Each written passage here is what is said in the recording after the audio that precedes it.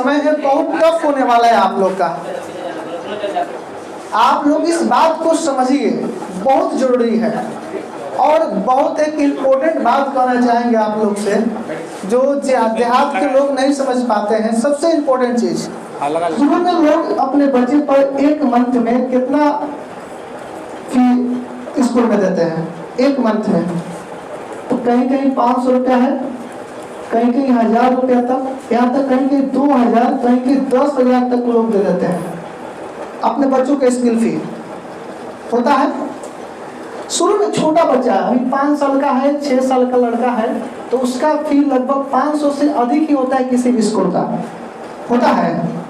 लेकिन आप कितना दे रहे हैं इस समय? जब आप 16-17 साल के हो रहे हैं तो अपने मम्मी पापा को क्या दे रहे हैं? क्या आप उस समय कुछ दे पा रहे हैं? नहीं दे पा रहे हैं। आप ये सोच रहे हैं, बहुत से लड़का का जवाब होता है कोई चीज के लेकर कि आपने किया क्या है। और इससे रिलेटेड कुछ बहुत सी बातें जो हम करेंगे आज। एक चीज होता है कि आपने किया क्या है, तो आप यहाँ पर देखिए, अगर वो चीज किसी और जगह खर्चा किए होते तो लड़का आगे चल के बहुत ज्यादा कुछ खर्च किया होता और ये पैसा बहुत ज्यादा वहाँ पर देने लगता और आपका भविष्य भी बहुत अच्छा दिखता वहाँ पर। भले आप कुछ भी पौधा बन जाइए, आप रोड पर घूमत चलिए, कोई आपको एक पगला है कह के बुला रहा है, तो सारा चीज चलेगा।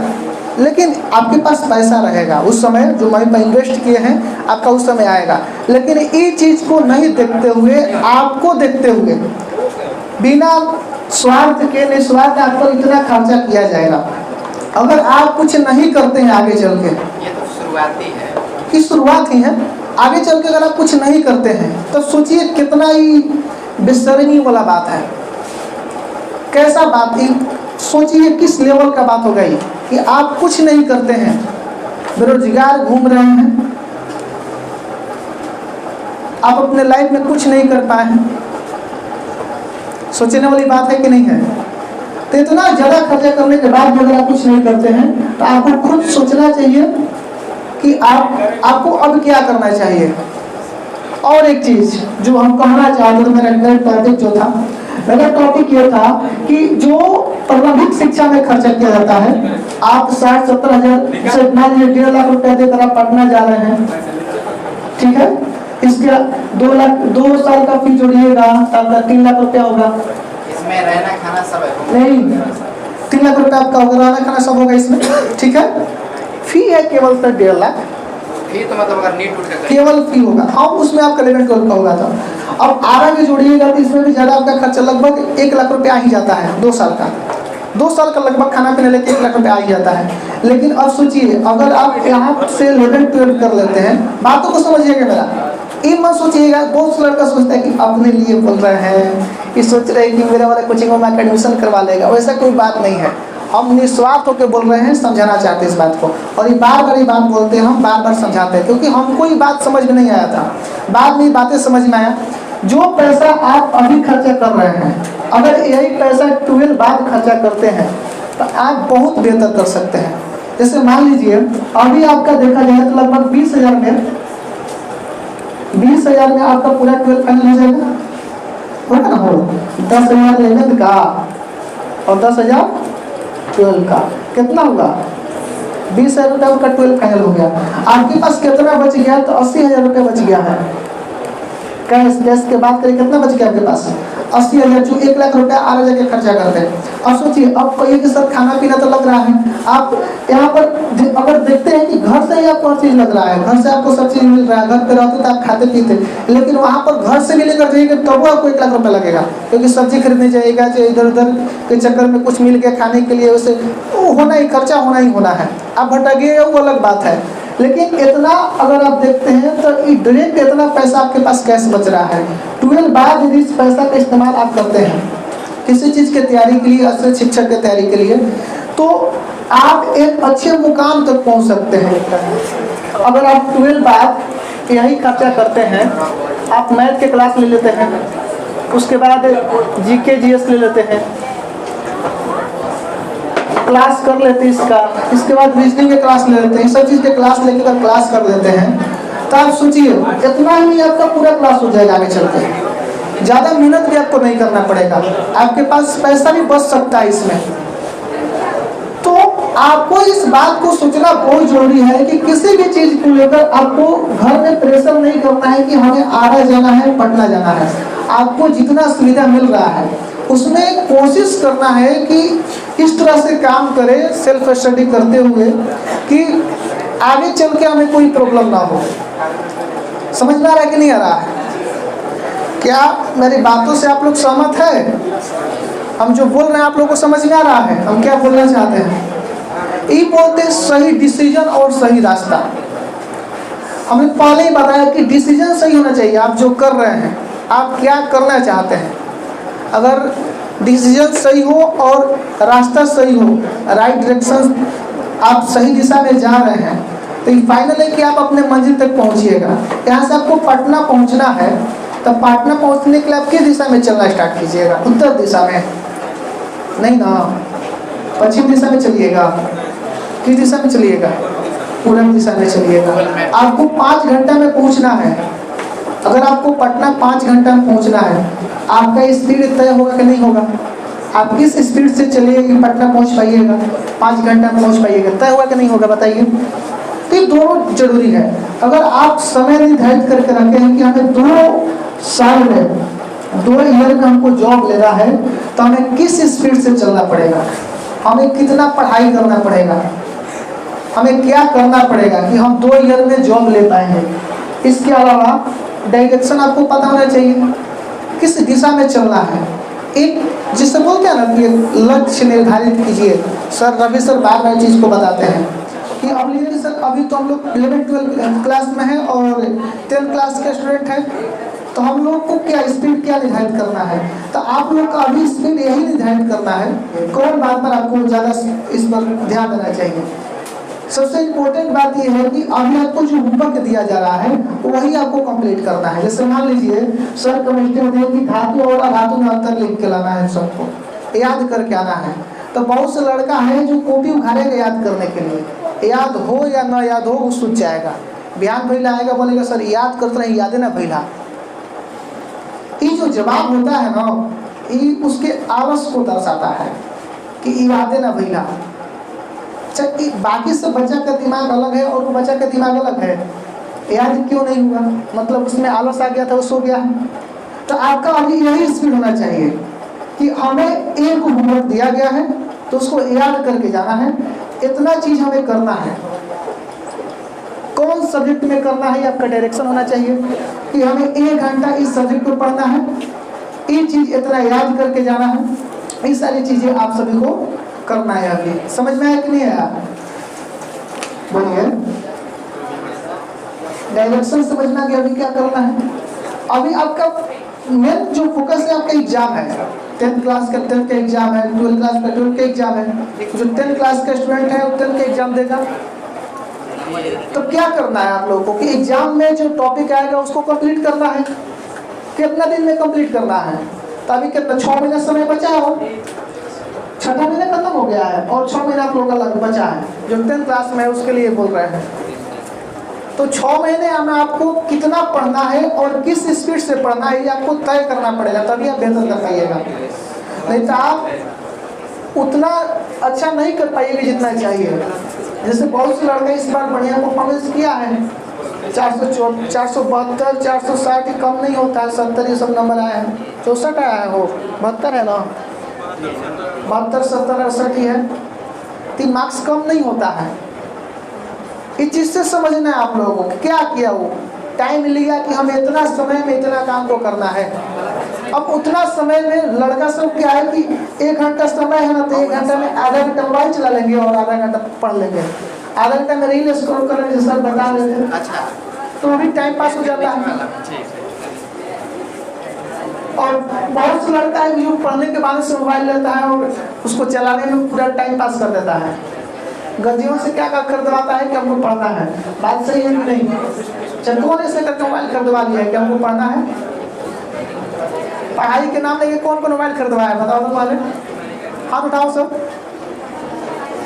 पढ़ाई के नाम लेके कोई नहीं मोबाइल खरीदवाया है, सब खरीदवाया होगा। सब पढ़ाई के नाम लेके खरीदवाया होगा, पढ़ना है। लेकिन आप खुद से पूछिए कि मोबाइल से आप कितना % चीजें को सीखते हैं। और कितना टाइम पास करते हैं उस पर। ऐसा नहीं सब लोग करते हैं, हम भी करते हैं थोड़ा बहुत, लेकिन लिमिट में होना चाहिए हर चीज़। और इस तरह से होना चाहिए कि मेरा आगे जो आने वाला चीज़ है इसमें कोई बाधा उत्पन्न ना हो, मेरा पढ़ाई में कोई बाधा उत्पन्न ना हो। ठीक है, तो प्रोग्राम को आगे बढ़ाया जाएगा। राह जो दिखाने वाला होता है वो बहुत का राह दिखाता है। भले खुद राह ना दिखाओ, लेकिन उस राह से वो गुजर चुका है और बहुत चीज समझ चुका है। वो बेहतर जानता है कि कैसे हमने जो गलती किया वो आने वाला पीढ़ी, आने वाले जो स्टूडेंट है वे ये गलती ना करें। ये दिमाग में निगेटिव बात निकाल दो। बहुत ऐसे लड़के सोचते हैं खुद के बुझाते नहीं गए तो सर अल्लाह चल बड़ा समझा रहे, ऐसे सोचते हैं। हम लोगों का काम है राह दिखाना, देखना न देखना आपका काम है। आप सोचिए कितना सही है। आपको लग रहा है कि नहीं लक्ष्मीपुर में, श्रीपुर में इंटर क्लास मेरा सही नहीं होगा, आप सोच रहे हैं, मत करिए।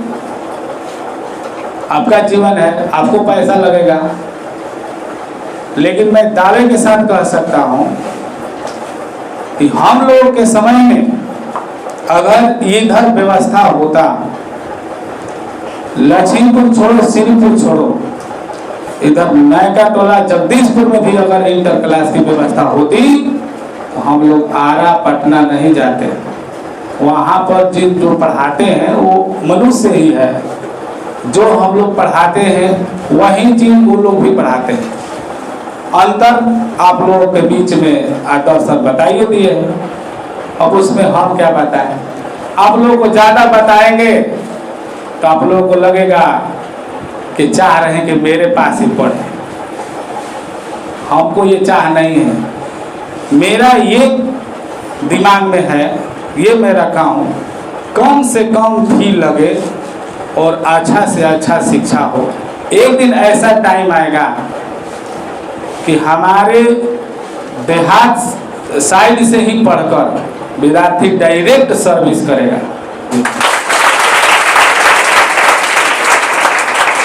अच्छा ये बताइए कि नया कौन नहीं है? जो पुराना हो चुका है वो नया ना था कि नहीं था? था ना? तो नए से न पुरान होगा। अब ये आदर्श ट्यूशन सेंटर बदल कर हो गया आदर्श स्टडी पॉइंट। अभी कुछ दिन तक आदर्श ट्यूशन सेंटर का ही नाम चलेगा, अब ये खत्म होने वाला नहीं है। नया कैसे है? पढ़ाने वाले तो पुरान है, कोचिंग नया है, पढ़ाने वाले कौन है? अनुभवी है, एक्सपीरियंस्ड टीचर है। नए ट्यूशन रहने से क्या हो जाएगा? मेन देखना है पढ़ाने वाले में अनुभव कितना है। तो आप लोगों को आगे बढ़ना है तो जितनी बात है उसको अगर आप अपने जेहन में लाइएगा तभी आप आगे बढ़ पाइएगा। नहीं तो हम लोगों का बताने का काम है, आप लोगों को सीखने का काम है। भगवान कान तो दिया है, एक कान सुनने के लिए, कान निकालने के लिए। आप जो सोचे दूसरे कान में खोट रख कर उस बात को रखिए। एक कान को खुला रखिए, दूसरे कान में एक खोट रख लीजिए, बात को रोक कर रखेगा। उस बात को रखिएगा तो आपको जीवन में कोई आपको हरा नहीं सकता, आप आगे निकल जाइए। आदमी कहते हैं शिक्षा किसे कहते हैं? शिक्षा कोई जरूरी नहीं है कि पढ़ लिख कर हम बहुत बड़ा आदमी ही बन जाएंगे वही शिक्षित हो गया, नहीं। बोलने चालने का तरीका होना चाहिए, समाज में कैसे रहना है, अनुशासन ही शिक्षा है, आपका संस्कार ही शिक्षा है। अनुशासन, शिष्टाचार और संस्कार। विद्यार्थियों का सबसे बड़ा धर्म है, वही शिक्षा है। संस्कार बोलने चालने आ गया, समाज में कैसे रहना है उसी को हम शिक्षा बोलते हैं। उस विद्यार्थी को, उस व्यक्ति को शिक्षित व्यक्ति बोलते हैं, जो बढ़िया से बात करता है, उसके बात से मिठास टपकता है, तो उससे पता चलता है कि वो व्यक्ति शिक्षित है। आप कितना भी नंबर ला दीजिए, कितना भी अंक ला दिए हैं, अगर आपको बोलने का तमीज नहीं है तो आप शिक्षित नहीं हैं। तो हम लोग के यहाँ ये सारा चीज उपलब्ध है, समय समय पर मोटिवेट होता रहता है और सारा चीज बताया जाता है। तो अब मैं ज़्यादा कुछ नहीं बोलूँगा, अब इस चीज़ से आप लोग सीखिएगा और कार्यक्रम को आगे बढ़ाइएगा। जैसे कि हमने और कुछ बातें जो बोल नहीं पाए तो सोचे कि बता दें आप लोगों को। एक बार गए थे हम, कहानी टाइप का है, प्रचार में गए थे, सर लोग भी थे, इमरान सर भी थे, और खत्म करेंगे। तो वहाँ पर एक वो महिला थी, उन्होंने पूछी कि कितना फी है आप लोग कोचिंग का। तो हमने बताया फी कितना है। फिर हम लोग आ गए वहाँ से। कुछ दिन बाद हमें कॉल आया, पता चला कि कोई दूसरा कोचिंग वाला गया है, वो बोला कि इतना फी है, और अच्छा आप वहाँ से इतना बात किए हैं, हम इतना में आपको पढ़ा देंगे। चाहते हैं एक उच्च स्तर की शिक्षा, एक अच्छा लेवल का कुछ बेहतर तरीका से सीखना। एक व्यक्ति का प्रति माह वेतन कितना होना चाहिए उसके गुजारा करने के लिए? कम से कम, आप लोग बातें, कम से कम, ज्यादा नहीं, गुजारा करने के लिए कितना होना चाहिए बोलिए? अभी आज के डेट में केवल गुजारा करने के लिए कम से कम वेतन कितना होना चाहिए? 12-15 हज़ार से गुजारा हो जाएगा? चलिए ठीक है, 12-15 हज़ार गुजारा होना चाहिए, ठीक है, होना चाहिए ना। तो इनका क्या नाम है कि 12-15 हज़ार, ठीक है, 12 हज़ार मान लेते हैं, ठीक है ना, 12 हज़ार होना चाहिए। अब इसको बढ़िया समझिएगा, यहाँ पर कितना टीचर पढ़ा रहे हैं? 4 टीचर और 1 टीचर उस सब चीज को बैलेंस कर रहे हैं। 5 टीचर, 12 × 60, कितना हो गया? 60,000 रुपया हो गया, ठीक है। 60,000 में 12 से गुना कीजिए, 60,000 में 12 से गुना कीजिए, 12×6 = 7,20,000 रुपया होगा। कितना होगा? 7,20,000। अगर 50 स्टूडेंट आते हैं आपके पास पढ़ने के लिए, ठीक है, 50 स्टूडेंट टोटल है, तब 50 स्टूडेंट का फी कितना होगा? आप जोड़िए, 5 लाख रुपया होगा 10,000 के हिसाब से, 5 लाख रुपया। और टीचर का फी कितना हुआ है? 7,20,000। कितना ज्यादा यहाँ पर लॉस हो रहा है? 2,20,000। अगर आप देहात साइड में जाते हैं किसी को बताने के लिए कि कोचिंग चल रहा है, 10,000 रुपये फी है, तो उनको लगता है कि 10,000 रुपये बहुत ज़्यादा है। अब आप सोचिए कि एक जो पढ़ा लिखा व्यक्ति है, अपना टाइम दे रहा है, वो सभी चीज़ों को सोचता है कि बेहतर तरीके से वो यहाँ पर टाइम देता है, तो उसे कम से कम 12,000 रुपये फी चाहिए मंथली। अब 6,000 रुपये में कौन आके पढ़ाएगा आपको बताइए? वही पढ़ाएगा जो इसके अलावा भी कोई और काम कर रहा है, अपने अगले चीज़ों को तैयारी में लगा है, या स्टूडेंट है, या उस कम एक्सपीरियंस वाला है, उसके पास नॉलेज कम, वही ना के पढ़ाएगा। वो जिसके पास नॉलेज है वो अपना कीमती टाइम ना के देगा आपके लिए, दे पाएगा? नहीं दे पाएगा ना। तो अगर आप सोचते हैं कि कम फी, बहुत कम फी में मेरा हो जाए, 6-7 हज़ार रुपये मेरा हो जाए एडमिशन, 5,000 रुपये में पढ़ ले, तो आप सोचिए आपके लिए कैसा टीचर वहाँ पर उपलब्ध होंगे। क्या वो टीचर आपको उस चीज़ों को समझा पाएंगे जो बेहतर तरीका से वो सारे टीचर समझा पाएंगे? नहीं समझा पाएंगे ना। इस बात को समझना बहुत जरूरी है। और फी के लेकर जो इधर उधर चलता है ना, तो उस सब के चक्कर में नहीं पड़ना है।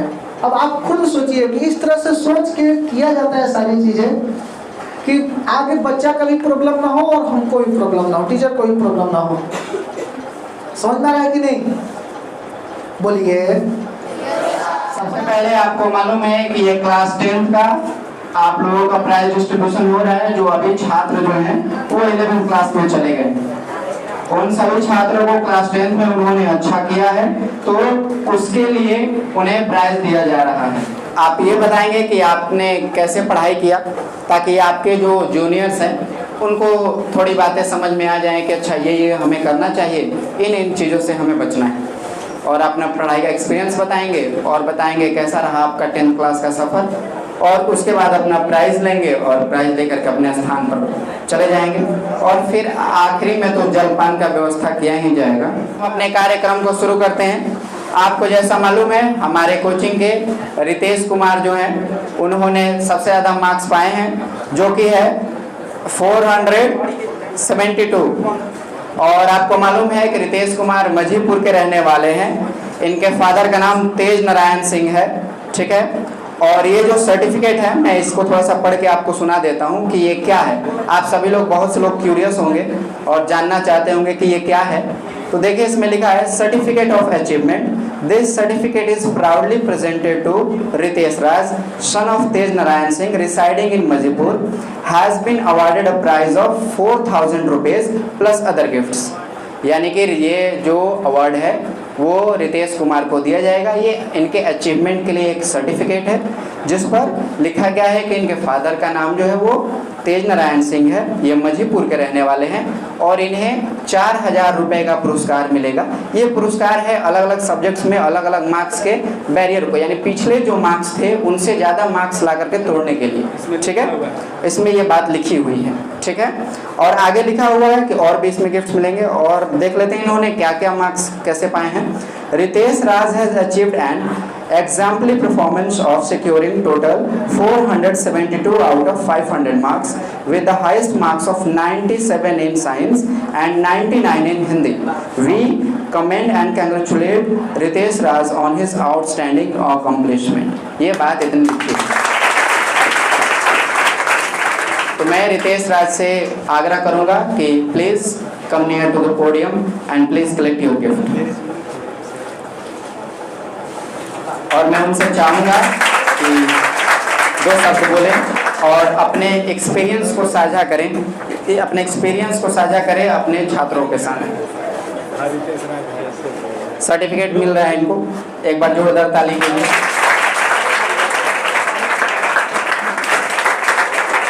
ठीक है। जैसा कि मैंने बच्चों से वादा किया था कि यदि बच्चे इस साल साइंस में 95 क्रॉस करते हैं, जितने ही बच्चे, उन सभी को मैं अपनी तरफ से कुछ गिफ्ट दूंगा। तो आज वो एक शुभ दिन है जो कि मेरे लिए भी सौभाग्य की बात है कि बच्चे जो है 95 प्लस करके मेरा नाम रोशन किए हैं। इसलिए मेरे लिए खुशी की बात है कि मुझे गिफ्ट देने का अवसर मिल रहा है। और रितेश राज के लिए भी तो ये बहुत ही खुशी की बात है कि जो एक गिफ्ट प्राप्त कर रहे हैं। शायद मेरे गिफ्ट को संभाल कर रखे, जीवन भर मैं आशा रखूँगा इनसे कि मेरी यादों के तौर पर, और ऐसे कुछ गिफ्ट्स हैं जो कि इनके लिए याद के तौर पर हमेशा रख सकेंगे। तो मेरी तरफ से एक गिफ्ट है इनके लिए, साइंस में 97 मार्क्स ऑब्टेन करने के लिए।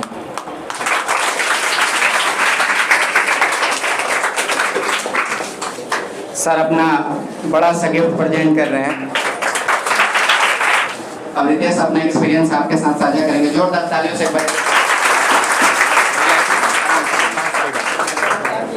गुड मॉर्निंग, मेरा नाम रितेश राज है। मेरे पिताजी का नाम श्री तेज नारायण सिंह है। मैंने मैट्रिक एग्ज़ाम में 472 अंक प्राप्त किया। मैंने अपनी 10वीं की पढ़ाई आदर्श स्टडी पॉइंट लक्ष्मीपुर से किया है। मेरे इस सफलता में मेरे रविनंदन सर, इमरान सर और रवि सर का सहयोग रहा। उन्हीं के बताए हुए रास्ते पर मैं चलकर इतना मार्क्स हासिल कर पाया। और मैं शुरू से ही इस फोकस पे था कि मतलब उतना मार्क्स लाना है कम से कम, क्योंकि मैं देखता था अगर अदर बच्चे थे तो उनको मतलब समाज में कुछ अलग तरीका इज्जत मिलता था, मतलब देखा जाता था अलग नज़र से। तो मेरे मन भी था कि मैं भी 450 प्लस करूं, जो मैं शुरू से ही टारगेट लेके चलता था। और अपनी डेली रूटीन में 6 से 7 घंटे रोज़ पढ़ता था। Thank you.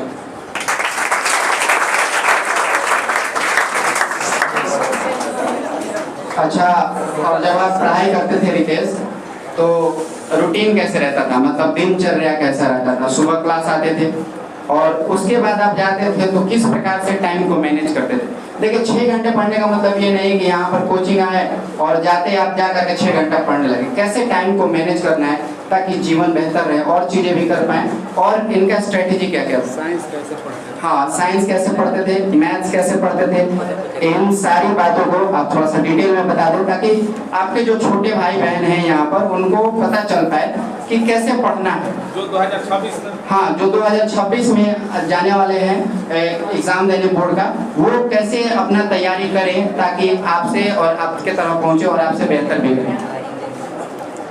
साइंस में तो रवि सर जो बताते हैं और ऑब्जेक्टिव करवाते हैं वही सब करते हैं, और गाइड जो था हम लोग वही याद करते थे, सर बताते थे।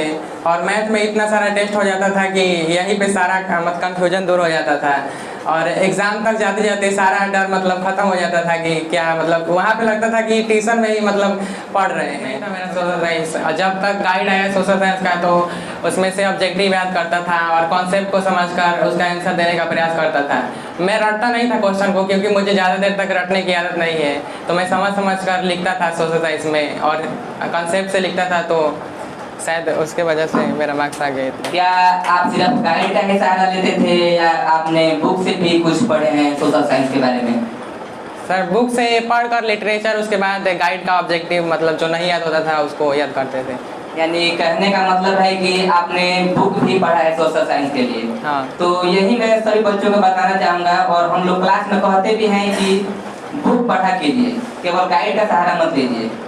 गाइड में कुछ चीज़ें जो त्रुटि रहती हैं वो हम लोग बिना बुक के नहीं पकड़ पाते हैं। बच्चों को अभी भी बोला जाता है 10th क्लास में कि अभी से आप लोग बुक के जो पार्ट हैं उन्हें पढ़िए, और जब सोशल साइंस की स्टडीज चालू होंगी फिर वहाँ से आपको प्रिपरेशन चालू होगा और बहुत अच्छा मदद मिलेगा। तो साइंस के बारे में आप कुछ बोलना चाहेंगे कि साइंस मतलब क्या था? डर लगता था शुरू में कि नहीं लगता था? शुरू से ही साइंस मजबूत था आपका, इसके बारे में कुछ बताइए। साइंस में मुझे डर नहीं लगता था, क्योंकि साइंस समझने वाला सब्जेक्ट है। मुझे शुरू से ही साइंस बहुत अच्छा लगता था पढ़ने में। रवि सर पढ़ाते थे तो और अच्छा लगता था पढ़ने में। खास करके बायोलॉजी में मुझे मतलब फिगर ज़्यादा अच्छे से समझ में आता था, तो मैं फिगर वाले पे ज़्यादा फोकस करता था, और साइंस से मेरा सब अच्छा था।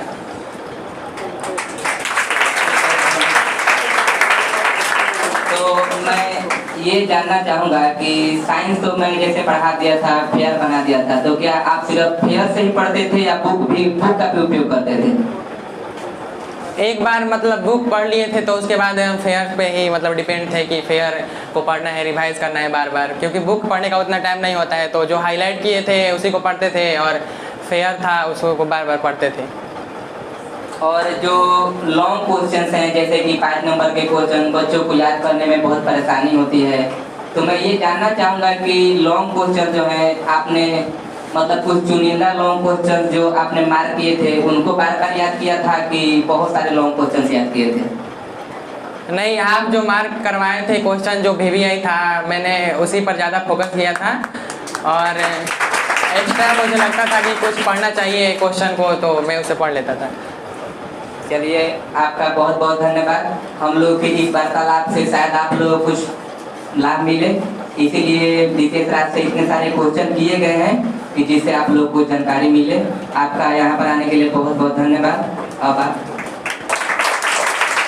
मेरे तरफ से भी रितेश राज को बहुत बहुत बधाई, और आगे की पढ़ाई जो है बढ़िया से करें, और इसके लिए शुभकामनाएं। रितेश राज अब अपना गिफ्ट लेकर के अपने स्थान पर प्रस्थान करेंगे।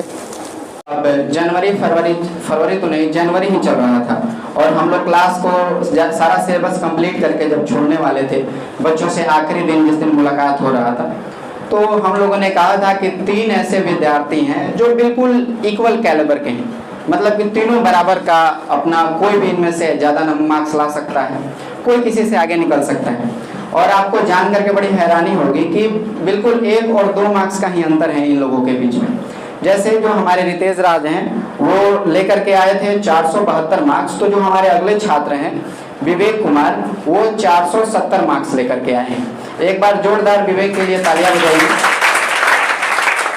जब तक बच्चा यहाँ पर आ रहा है, मैं 2-4 बातें इसके बारे में बताना चाहता हूँ। मुझे ये बच्चा बहुत पसंद है। इसे पसंद, सभी पसंद है, लेकिन कुछ बच्चे होते हैं जो बहुत ज़्यादा पसंद आती है, कुछ क्वालिटीज़ पसंद आती हैं। ये बच्चा जो है मेहनत बहुत करता है, अपनी परिस्थितियों से आगे निकलता है, जीवन में जो कुछ भी हो रहा है उस सबको देखते हुए। देखिए, बहुत से छात्र होते हैं जिनको सारी सुविधाएं पहले से मिलती है, माता पिता बहुत केयर करते हैं।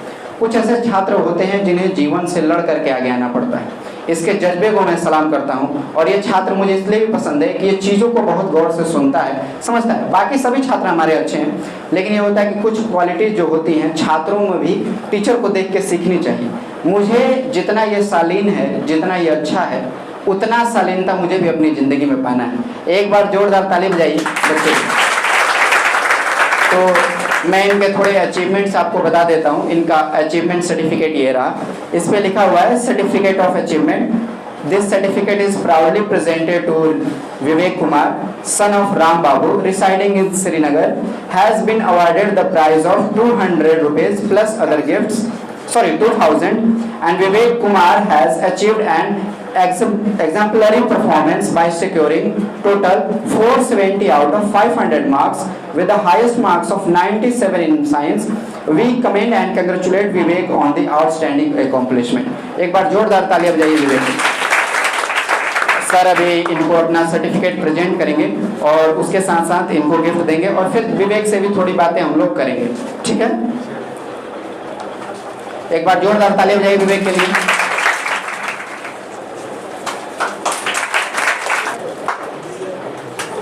और भी इनको प्राइज जो मिलेंगे उसके, ठीक है? कोई जगह नहीं है यहाँ पर, बच्चा जाता है इधर, ठीक है। आपको आशीर्वाद है, हमेशा आशीर्वाद। मैं चाहूँगा 2-4 बातें अपने बारे में। जैसे रितेश ने बताया कि क्या पढ़ रहे थे, कैसा, अच्छा हाँ सॉरी, देखिए हमारे बीच रवि सर भी हैं, अपना अवार्ड भी लेकर के आए हुए हैं, मुझे बहुत अच्छा लगा। देखिए क्या है, टीचर ये ऐसा क्यों करता है? अब रवि सर जो हैं, जैसे प्राइज तो इनको मिलना है, हमारे डायरेक्टर सर देंगे, लेकिन रवि सर अपने आप से भी इसलिए दे रहे हैं ताकि आप में भी वो मोटिवेशन बने कि हमें अपने सब्जेक्ट में, साइंस में इतना बेहतर करना है, मैथ्स में इतना बेहतर करना है कि जो हमारे सर हैं वो मुझे पुरस्कारित करें, ठीक है कि नहीं? इसलिए, और ये बहुत अच्छा लगा मुझे। एक बार जोरदार रवि सर के लिए ताली। विवेक राज के लिए 2000 रुपए का नगद इनाम भी है, पहले दे दीजिए, जिसे सर देंगे। जोरदार ताली बजाइए। मेरी तरफ से भी कुछ गिफ्ट हैं, छोटा सा प्रयास है कि जिससे बच्चों में मोटिवेशन जागे, और जितना भी मुझसे हो पाया मैंने गिफ्ट दिया, और आगे भी मेरा सोच रहेगा कि बच्चों को मोटिवेट करने के लिए इस तरह गिफ्ट दिया जाए। लेकिन इसमें गिफ्ट पाने के लिए आप लोगों को कड़ी मेहनत करनी पड़ेगी। अब तो गिफ्ट पाने के लिए आप लोगों को 97 मार्क्स तो लाना ही पड़ेगा, कम से कम साइंस में 98 मार्क्स लाइएगा, तब जाके गिफ्ट मिलेगा। 98 से कम नहीं, 98 हो गया। ठीक है, तो मेरी तरफ से विवेक कुमार के लिए एक छोटा सा गिफ्ट है। तो विवेक कुमार से मैं कुछ प्रश्न करना चाहूँगा इनके स्टडी के बारे में, इनके रूटीन के बारे में। जैसा कि विवेक कुमार सबसे ज़्यादा अंक जो लाए हैं साइंस में लाए हैं, और इसके बाद जो सबसे ज़्यादा अंक है इनके मैथ में है। तो मैं पूछना चाहूँगा कि साइंस विषय को विवेक कुमार कैसे पढ़ते थे? तो बताइए कि आप साइंस में किस तरह से पढ़ाई करते थे? सर अगर मैं साइंस की बात करूं तो मैं पहले साइंस में बुक प्लस में जो ट्यूशन है उससे और जो स्कूल में पढ़ाया जाता है वो सारे कॉन्सेप्ट को पहले समझ लेता था। उसके बाद चैप्टर वाइज क्वेश्चन बैंक से प्रत्येक चैप्टर के जो भी क्वेश्चन है जो बोर्ड द्वारा पिछले वर्षों में पूछे गए हैं उनको जो है मैं आंसर लिखने की कोशिश करता था कि मैं ये चैप्टर पढ़ लिया, अब इसमें जो बोर्ड मॉडल क्वेश्चन है उनको प्रैक्टिस किया जाए कि मुझसे ये हो रहे हैं कि नहीं हो रहे हैं। बहुत सुंदर, बहुत बढ़िया। जैसा कि विवेक कुमार ने बताया, जैसे कि मान लीजिए चैप्टर 1 पढ़ाई चल रहा है क्लास में, तो चैप्टर 1 खत्म हो गया, तो इन्होंने प्रीवियस ईयर के जो बुक है उनको उठाया और प्रश्न करना चालू किए। अपने आप को जांचे कि मतलब हमसे क्वेश्चन हो पा रहा है कि नहीं हो पा रहा है। ये इनकी स्टडी का जो रूटीन रहा बहुत अच्छा लगा हमें सुनकर। और भी हम चाहेंगे कि जैसे कि आप सिर्फ फेयर से ही पढ़ाई करते थे कि आप बुक को ज़्यादा प्रीफर करते थे? पहले सर कंसेप्ट समझकर उसके बाद फेयर बनाता था, और फेयर में मैं जो भी मुझे लगता था कि ये बात लिखने जो है तो वो लिखता था। ये नहीं कि पूरा बुक को ही मैं फेयर को राइट कर दिया, रीराइट करके उसके बाद फिर अपना नोट्स बना लिया, वैसा नहीं। जो मुझे बातें लगती थी कि मैं ये याद करने लायक है, ये मुझे हमेशा याद नहीं रहता है, तो मैं उसको लिखता था और उसी कॉन्सेप्ट को मैं रिवाइज करता था। जैसे कल टेस्ट है, चाहे जैसे सर बोलती है कि उस चैप्टर में टेस्ट होगा, तो मैं उसी नोट्स बुक को जो है बार बार देखता था कि ऐसा कोई बात है, और फिर बुक से भी देखता था कि ऐसा कोई टॉपिक है जो छूट गया है उसको रिकवर करें, और ना जो कॉमन है वो तो पढ़ना ही है। तो मैं वैसे पढ़ता था। देखिए, सभी विद्यार्थी का अलग अलग तरीका होता है पढ़ने का। आप लोग भी सभी विद्यार्थी के तरीके को ध्यान में रखिएगा और जो तरीका आप लोग को अच्छा लगे उसे फॉलो कीजिएगा। तो और विवेक कुमार के मैथ में भी बहुत अच्छे अंक हैं, तो पूछना चाहूँगा कि मैथ की स्टडी आपने कैसे की? सर मैथ की बात करें तो मैथ हम लोगों की ज़्यादातर स्टूडेंट्स की यहाँ पर जो है ठीक रहती है, मतलब कि पहले से ही बेस मजबूत रहता है, इसलिए मैथ ज़्यादातर कॉन्सेप्ट जो है समझ में आते हैं और जल्दी समझ में आते हैं। और शुरू से हम वीरेंद्र सर के निगरानी में पढ़े हैं, इनके गाइडेंस को फॉलो करते आए हैं, इसलिए मैथ हमारी तगड़ी थी पहले से ही। और सर ने बताया जो PPI क्वेश्चन है उनको प्रैक्टिस किया, बार बार प्रैक्टिस किया, और वही क्वेश्चन लगभग एग्जाम में भी फंस गए। जो फंस गए तो मुझे और आसानी हुई उसको बनाने में, क्योंकि पहले से बार बार मैंने उसको रिविजन किया था। मतलब कि विवेक की बातों से लग रहा है, और यहाँ तो हम लोग ऐसे टेस्ट बहुत सारे लेते हैं, तो मतलब कि ये हम लोग की मेहनत का फल है कि जो कि आप लोग के एग्जाम में इतने सारे क्वेश्चन फंस गए। इसके लिए हम लोग भी खुद अपने आप पर गर्वान्वित महसूस करते हैं कि हम लोगों का सहारा एग्जाम में। चलिए, अब मैं विवेक कुमार को धन्यवाद करना चाहूँगा। इसलिए मैं बहुत बहुत शुभकामना दूंगा। चलिए, अब हम लोग आगे की ओर बढ़ते हैं। आप लोगों ने विवेक से देखा उन्होंने कैसे पढ़ाई किया, क्या उनका रूटीन था, तरीका क्या था। मैं आशा करता हूं कि जो क्लास 10th के छात्र होंगे, देखिए जैसे सर बोले कि थोड़ा सा एक बार कंसाइज कर दीजिए क्या क्या इन्होंने कहा। इनके कहने का तात्पर्य ये था कि सबसे पहले पढ़ना, और पढ़ने के लिए आपने बुक से पढ़ाई कर ली। जो सर मान लीजिए साइंस पढ़ा रहे हैं रवि सर, तो साइंस में जो जो लिखवाया वो सारा लिख लिया, और अगर कुछ छूट गया तो उसके लिए पहले एक फेयर बना लिया, और हर चैप्टर पढ़ने के बाद अपने आप से खुद से क्वेश्चन लगाते थे कि देखा जाए कि ये जो मैंने पढ़ा है उससे क्वेश्चन बन रहा है कि नहीं बन रहा है। इससे हुआ क्या कि इन्होंने एक ही कंसेप्ट को 5 से 6 बार पढ़ लिया और वो कंसेप्ट इनके दिमाग में बैठ गया। यही एक तरीका है। देखिए, एक बहुत सिंपल सा लाइन है जो कहा जाता है पढ़ाई के विषय में कि बहुत टैलेंटेड नहीं जीतेगा, जीतेगा वो जो रिपीट करेगा। जितनी बार आप पढ़ेंगे, जितनी बार आप समझेंगे, आपको कॉन्सेप्ट याद होते जाएगा। आपको लगेगा कि नींद में भी उठा करके पूछा जाए तो आप बता दीजिएगा। तो जिसकी कंसिस्टेंसी बहुत ज्यादा होती है, जो निरंतर पढ़ता है, बार बार पढ़ता है। बहुत छात्र होते हैं पढ़ने में तेज है, एक के बार में समझ गया, लेकिन ये हमारा तो बुझेबे करेला, और एग्जाम में गया और बनाया, ले नंबरे कम आ गया। कैसे कम आ गया? तो जो लिखना चाहिए था, जो मेथोडोलॉजी है, उस पर आपने प्रैक्टिस नहीं किया, और जिसकी कम प्रैक्टिस होगी कुछ ना कुछ छूट जाएगा जल्दी जल्दी में वहां भी। और जिसकी ज्यादा प्रैक्टिस होगी, अब मान लो कि कोई व्यक्ति है जो काम करता है और अच्छे से करता है और बार बार वही काम करता है, तो वो बढ़िया करेगा कि आप एक दिन सीख के आइएगा तो आप बढ़िया कीजिएगा। मिस्त्री बढ़िया घर बनाएगा कि आप देख लिए तो बना दीजिएगा एक बार में। तो इसलिए प्रैक्टिस बहुत इंपॉर्टेंट है, और प्रैक्टिस इनका मेन कारण रहा है इनके अच्छे मार्क्स के लिए। जोरदार इनके लिए एक बार ताली दें। आगे जो हमारे बीच प्रस्तुत होगी वो एक छात्रा हैं जिनका नाम है सृष्टि कुमारी। ये बच्ची श्रीनगर से आती हैं और बहुत ही अच्छी छात्र हैं, पढ़ने में सारी बातों को समझती हैं और बहुत मेहनत करती हैं पढ़ने में। तो मैं चाहूँगा सृष्टि कुमारी को जोरदार तालियों से आप स्वागत करें। जब तक सृष्टि कुमारी आती हैं, मैं इनके बहुत से अचीवमेंट के बारे में बता दूं कि सर्टिफिकेट जो इनको मिलेगा अचीवमेंट का, ये सर्टिफिकेट पे जो बातें लिखी हुई हैं मैं थोड़ा पढ़ देता हूं ताकि आपको पता चल जाए। इनके सर्टिफिकेट ऑफ अचीवमेंट में लिखा हुआ है, this certificate is proudly presented to Srishti Kumari, daughter of Kanhaiya Singh, residing in Srinagar, has been awarded the prize of 4000 rupees plus other gifts. Srishti has achieved the exemplary performance by securing total 468 out of 500 marks with the highest marks of 98 in science and 95 in Hindi. We commend and congratulate Srishti Kumari on the outstanding accomplishment. जोरदार ताली बजाइए बच्चों के लिए।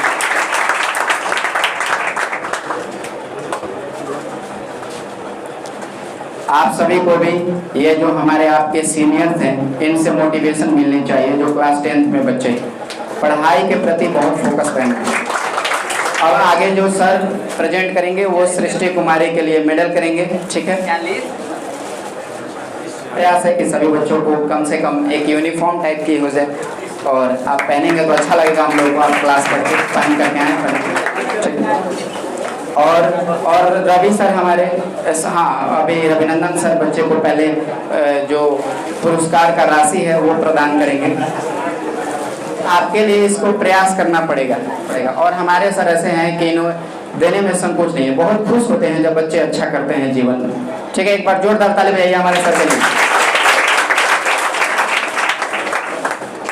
सृष्टि कुमारी अपना, ठीक है। अभी Ravi sir हमारा गिफ्ट देंगे और अपनी बातों को रखेंगे। रवि। तो जैसा कि मैंने कहा था कि साइंस में 95 प्लस करने वाले बच्चों को ही गिफ्ट देंगे। ये हमने नहीं कहा था कि जो 95 ला देंगे उनको गिफ्ट देंगे, नहीं तो 95 तो बहुत सारे बच्चे लाए हैं। इससे हम कुछ प्रश्न करना चाहेंगे कि आपके स्टडी का रूटीन कैसा रहा। जो है साइंस में 98 मार्क्स लाई है, जो कि बहुत ही अच्छा अंक है। साइंस विषय के बारे में सबसे पहले अपने रवि सर को बहुत बहुत थैंक यू बोलना चाहती हूँ कि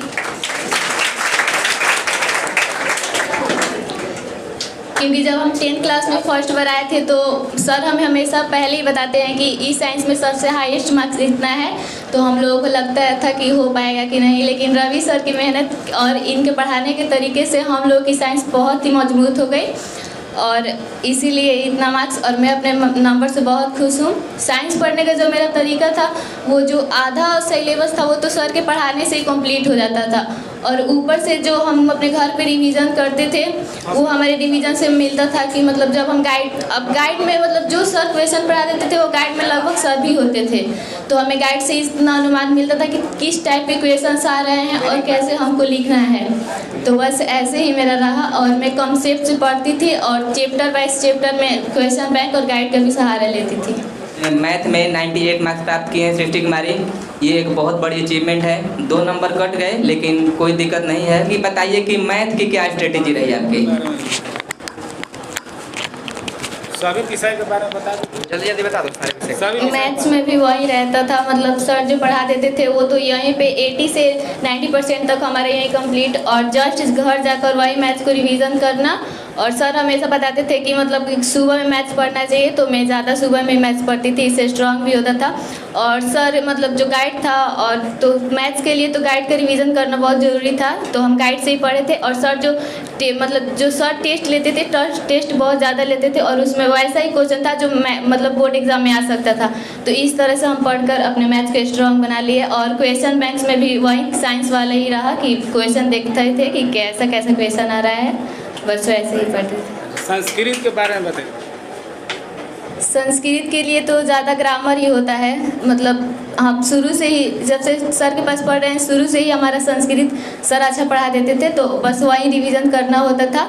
और जो बुक्स होते थे वो भी उतने हार्ड नहीं थे, हम लोग समझते थे तो समझ लेते थे, तो उससे जो क्वेश्चंस आते थे आराम से हो जाता था एक बार पढ़ने के बाद। देखिए हमारे पास जो स्टूडेंट आते हैं वो संस्कृत में दूर दूर तक उनको बहुत ज़्यादा स्टूडेंट ऐसे होते हैं जो संस्कृत नहीं जानते हैं, तो उसके लिए हमने एक चैनल बनाया है। ऐसे चैनल का नाम है आदर्श स्टडी पॉइंट, उसी नाम से हमारा कोचिंग भी हो गया है। तो जो नए स्टूडेंट होते हैं 9th में आए या डायरेक्ट 10th में आए हैं और उनको संस्कृत का कुछ नहीं जानकारी, उनको यहाँ तक कि लकार भी नहीं जानकारी है, कितने लकार होते हैं, 3 तह अंति नहीं जानकारी है, कोई रूप नहीं जानकारी है, तो हम अपने YouTube चैनल आदर्श स्टडी पॉइंट पर ये सारा कुछ हम वहाँ पर करवा दिए हैं। प्ले लिस्ट में जाइएगा, तो उसमें आपको मिल जाएगा संस्कृत ग्रामर। उसमें बहुत सारे वीडियो हैं जिनमें आपको संस्कृत के बहुत से चीज़ मिल जाएंगे शुरू से। तो वो ऐसे भी विद्यार्थी तैयारी किया होगा, ऐसे हम यहाँ पर बता देते हैं कि आप पढ़ सकते हैं। अब बाकी जो गाइड है, गाइड से रिवीजन करवाया जाता था। संस्कृत हो, हिंदी हो, इंग्लिश हो या कोई भी सब्जेक्ट है। अब साइंस और मैथ्स ये तो मेन सब्जेक्ट हो गया हम लोग के यहाँ का। इंग्लिश भी हो गया। इंग्लिश ग्रामर में भी स्टूडेंट अच्छा स्कोर किए हुए हैं। तो कहने का मतलब ये है कि जो स्टूडेंट रिवीजन ज़्यादा करेगा, ज़्यादा घर पे रिवीजन करेगा, कोई बात जो बताया गया वो चीज़ को बार बार अगर उसको रिवीजन करेगा, बार बार पढ़ेगा तो अच्छा करेगा, इसमें दो मत नहीं है। तो थैंक यू सृष्टि कुमारी, और आगे के पढ़ाई के लिए बहुत बहुत बधाई और शुभकामनाएं हमारे ओर से। और संस्कृत की बात चल रही है, तो जो रितेश राज हैं उन्होंने हिंदी लिटरेचर में 99 मार्क्स लाया। ये तो मेरे को सोच के ही चक्कर आ रहा है। हिंदी में लिखता हूँ ना तो वर्तनी इधर का उधर और इधर का उधर।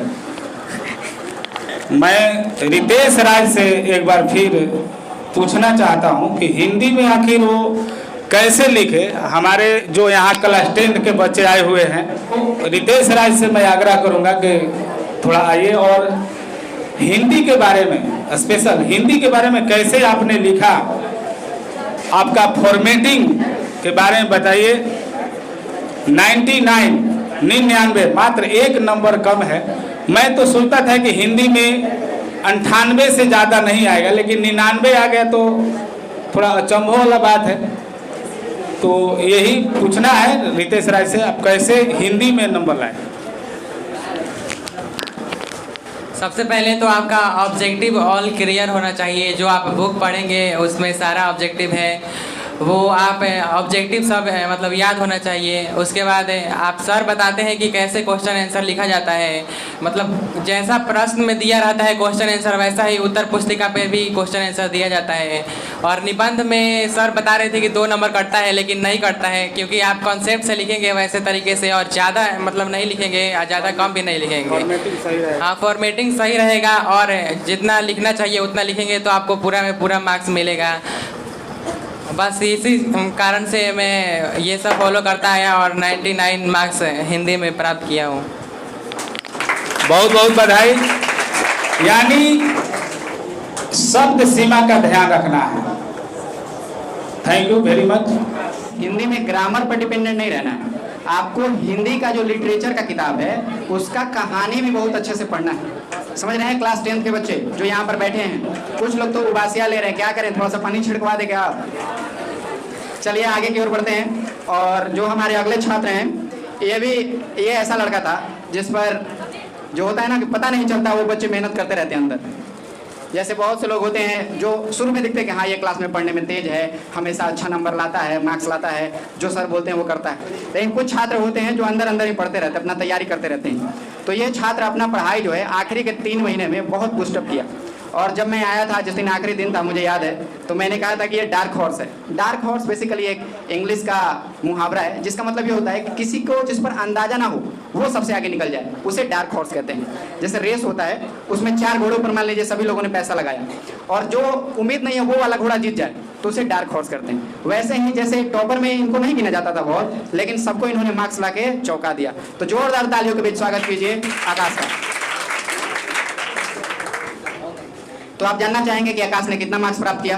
तो मैं आपको बता दूं कि आकाश पाए हैं 463 मार्क्स, ठीक है, जो कि वाकई में अपने आप में आउटस्टैंडिंग है। अभी हम लोग को इतने मार्क्स देखते हैं बच्चों के तो बहुत खुशी होती है। चलिए, तो अभी हम सर से आग्रह करेंगे कि थोड़ा सा इनके बारे में भी थोड़ा सा बात हम लोग कर लेते हैं कि क्या क्या चीज़ के लिए इनको ये प्राइज़ मिल रहा है।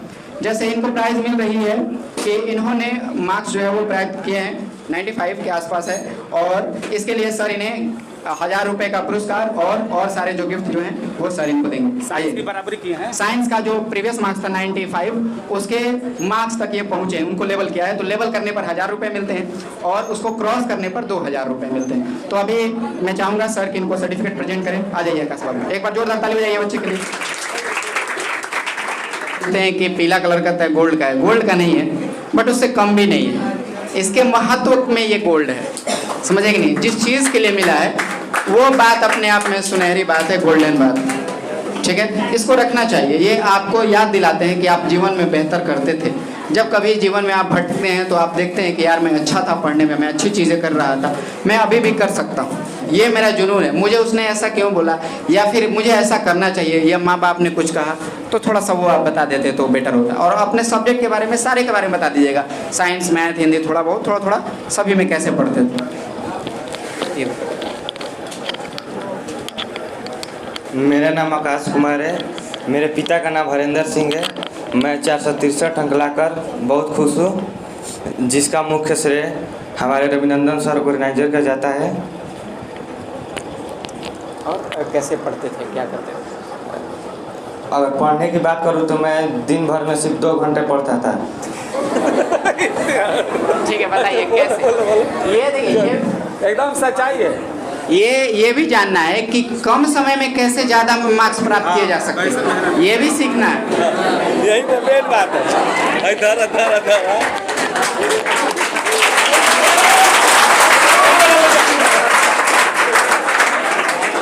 2 घंटे में ज़्यादा मार्क्स लाया जाता है, ये सुन करके कितना खुश हो गए सब जिंदा हो गया कि अब 6-8 घंटा नहीं पढ़ना है। यही भैया का कॉन्सेप्ट समझेंगे और नंबर गर्दा कर देंगे। 2 घंटा पढ़ते थे, लेकिन 2 घंटा मन से ही पढ़ते थे। हाँ, 2 घंटा मन से पढ़ते। पढ़ाई के चक्कर में अपना नींद बर्बाद नहीं करते थे। बस यही सब बात है। और जो रितेश बोले वही बात हमारा है, और क्या। देखिए, मैं कहना चाहूँगा कुछ बात। ये जो आकाश कुमार है मेरे घर का ही विद्यार्थी है। मुझे तो बिल्कुल भरोसा नहीं था कि ये 463 अंक ला देगा, आप ही के चलते लाया। और मैं क्लास में बोलता रहता कि मुझे इस पे विश्वास नहीं है, ये 400 भी नंबर ला दे तो बहुत बड़ी बात होगी। लगता है इसको मेरी बातें दिल में लग गई। ऐसा कुछ हुआ है कि नहीं? Yes sir.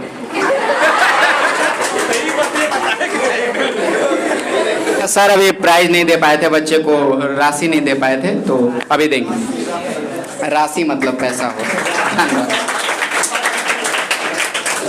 ठीक है, बहुत बहुत धन्यवाद। देखो, ये ऐसे बच्चे होते हैं जैसे लगता है ना कि स्मार्ट स्टडी किया इन्होंने, स्मार्ट तरीके से पढ़े होंगे। और देखिए, इन्होंने एक बात पे जोर दिया कि मैं 2 घंटे पढ़ता था तो पढ़ता था।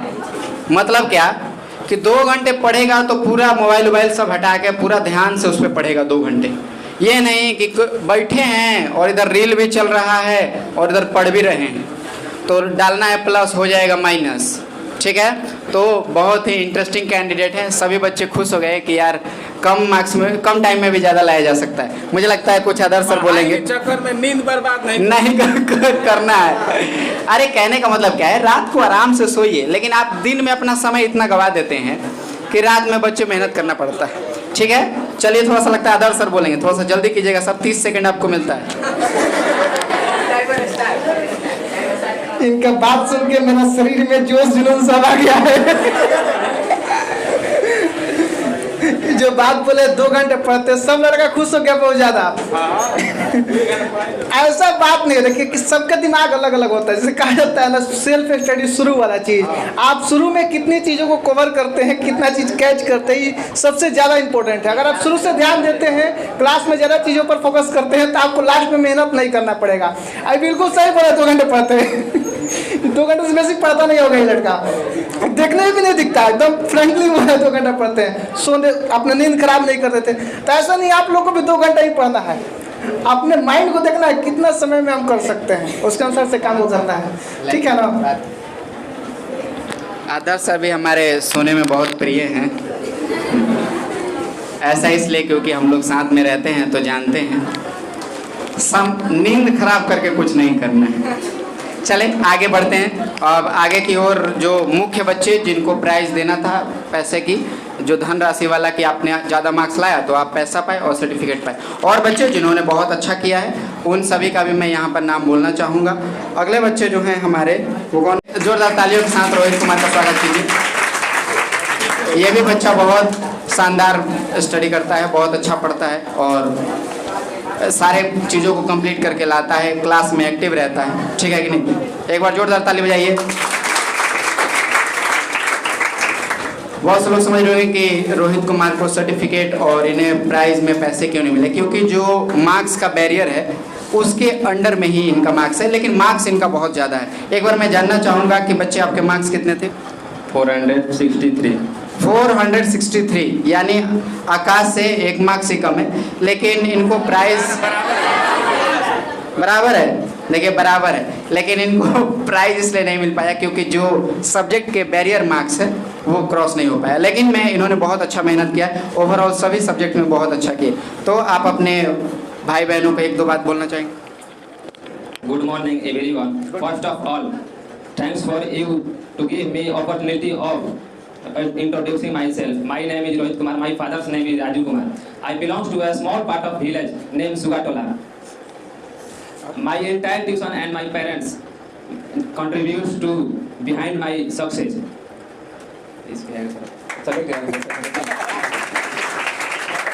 मैं कहना चाहता हूँ कि मैं सोशल साइंस मेरा सब्जेक्ट जो बहुत वीक था, उसकी तैयारी के लिए मैं रविरंजन सर से सलाह लिया था और ये मुझे बताए थे कि इतना समय में तो नहीं हो पाएगा पूर्ण, लेकिन मेन कॉन्सेप्ट जो क्वेश्चन बैंक्स और NCERT बुक से पढ़ोगे तो कुछ अच्छा कर सकते हो। इसीलिए मैंने वो उनका रूल और फॉलो किया और इतना 88 मार्क्स अचीव किया। मैट्रिक्स 88 और ये भी होता है कि my strength are that I am self-motivated person and I have a strong communication skills also. इसके कारण भी मैं यहाँ तक पहुँच पाया हूँ। Thanks for all. देखिए रोहित कुमार जो विद्यार्थी हैं, इन पे मुझे विश्वास था कि सोशल साइंस में अच्छा करेंगे, लेकिन 2 नंबर शायद प्रैक्टिकल में कटे हैं इनके, नहीं तो 90 मार्क्स होते हैं। रागिनी कुमारी जो कि कहन की हैं, हमारे बीच आएंगे, जोरदार तालियों से स्वागत कीजिए रागिनी का। बहुत ही पढ़ने में अच्छी बच्ची है और बहुत मेहनत करती थी क्लास में। चलिए सर इनको प्रेजेंट करेंगे, एक टी-शर्ट है, ठीक है। चलिए तो आप कुछ बताना चाहेंगे अपने बारे में रागिनी, कैसे पढ़ती हैं? जल्दी से छोटा सा ब्रीफ।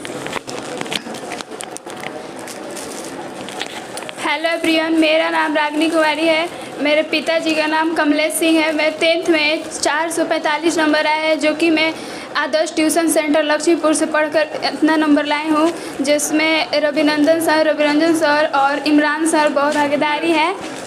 और मेरा मैथ में इतना नंबर, मैथ कितना सर बहुत अच्छे पढ़ाते थे और जो पढ़ाते थे मैं वहीं जाकर घर पर रिवीजन करती थी। जो समझ में नहीं आता तो उसे बार बार रिवीजन करती थी। संस्कृत में जो सर पढ़ाते थे तो यहीं पर समझती थी, और सर का एक यूट्यूब पर चैनल है आदर्श स्टडी पॉइंट, में वहीं पर जाकर वीडियो देखती थी और अच्छे से समझती थी। बस चलिए, बहुत बहुत धन्यवाद।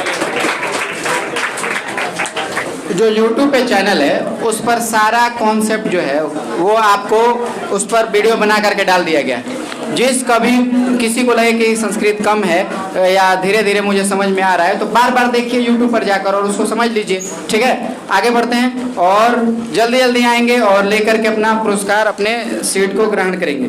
अगली छात्रा हैं आलिया परवीन, लक्ष्मीपुर से।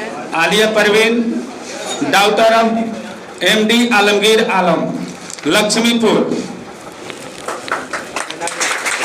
अंजलि कुमारी,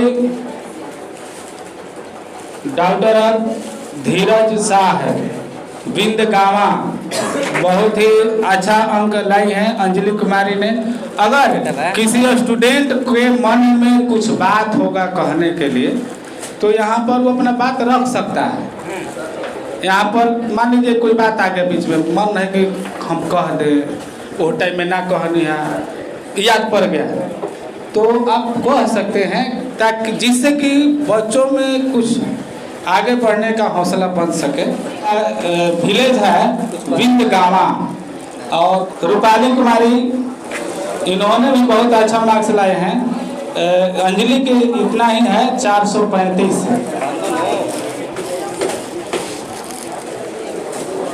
कृति कुमारी, परिवार का नाम रोशन किया है, तो बहुत ही अच्छा मार्क्स है। कृति कुमारी का, इसका नाम है सिमरन कुमारी, इनको बहुत बहुत धन्यवाद। नाम है पवन सिंह, सन ऑफ अमित सिंह उर्फ जैनेंद्र सिंह, लक्ष्मीपुर, 426 अंक प्राप्त किए हैं। Pintu Kumar, son of Ravi Singh, village Srinagar,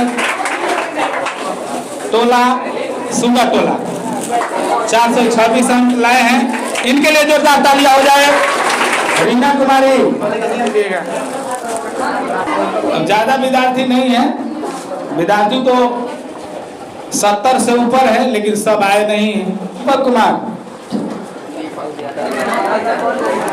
Sunil Kumar, Sandhya Kumari, doctor Radha चरण शाह, कोल्हारामपुर। मोहित कुमार रमकोसा नहीं आए हैं। चंदन कुमार, रंजन कुमार, सुरुचि कुमारी श्रीनगर, ईशान कुमार, विशाल कुमार, शुभम कुमार, अभिषेक कुमार है, Shubham Kumar, son of Munna Sharma, village का है, विकास कुमार कोसा, आरती कुमारी, रागिनी कुमारी,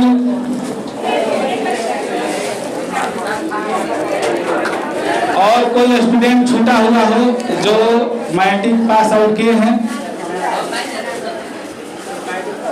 जो मैट्रिक बोर्ड परीक्षा 2025 में जो पास आउट किए हैं, कोई स्टूडेंट छूट गया हो, अगर छूट गया है तो आप आइए और अपना पुरस्कार ले जाइए। क्लास 10th में जो विद्यार्थी हैं उनको भी एक टी शर्ट प्रदान किया जाएगा।